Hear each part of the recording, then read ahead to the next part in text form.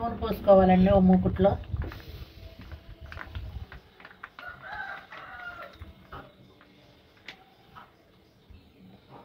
మసాలా వడలు ఉండబోతున్నాము.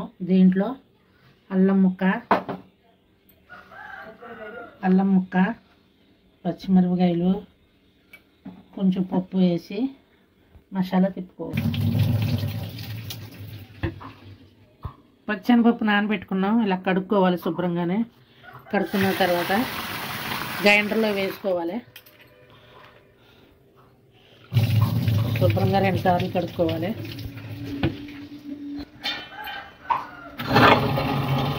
నీరన్నీ బాగా వాడేసి గ్రైండర్లో వేసేసుకోవాలి. వేసుకుని ఉప్పు వేసుకుని మెత్తగా రుబ్బుకోవాలి. నీళ్ళు వేయకూడదండి. నీళ్ళు గట్టిగా పిండేసి వేయాలి. నీళ్ళు వేయకూడదు.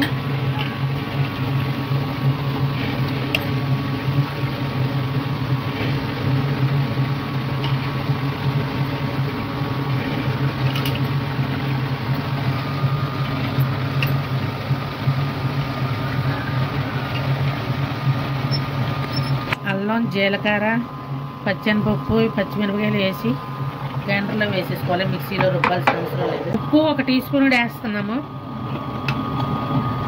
1 టీ స్పూన్ చాలండి. 1/2 కేజీ పప్పు ఇది. ఉల్లిపాయలు కోసుకోవాలండి. కోసుకుని ఈ పిండిలో కలుపుకోవాలి.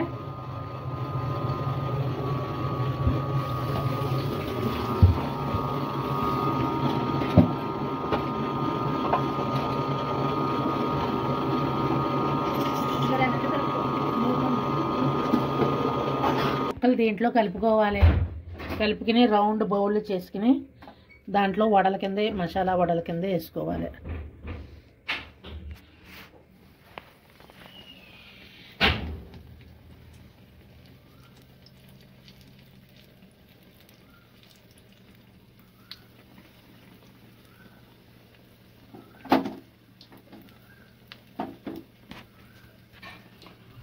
ఇలాగా కొంచెం కొంచెం తీసుకుని పిండి రౌండ్ వడల కింద వేసుకోవాలి.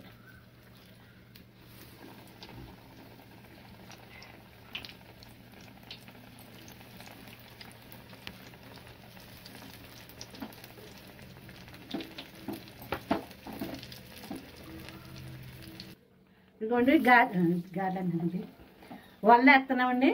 మసాలా వడలు చాలా బాగుంటాయండి. ఉల్లిపాయ ముక్కలు, శనగపిండి వేసుకున్నది, జీలకర్ర, అల్లం ముక్కలు, పచ్చిమిరకాయలు నూరు కూడా వేసుకోవాలండి దాంట్లో కూడా. అప్పుడు కమ్మగా ఉంటుందండి.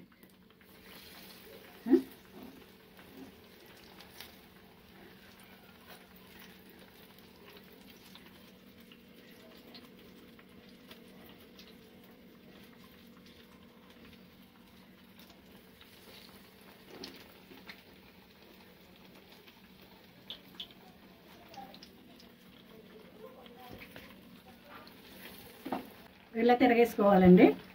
ఆ పక్కన ఉరిగిపోయాక ఈ పక్కకి ఇలా తిరగేసుకుని అవసరం ఉండి మళ్ళీ అప్పుడు తీసేయచ్చండి. ఇవి అయిపోయినాయండి. తీసేస్తున్నాను. గోపా వేస్తాను.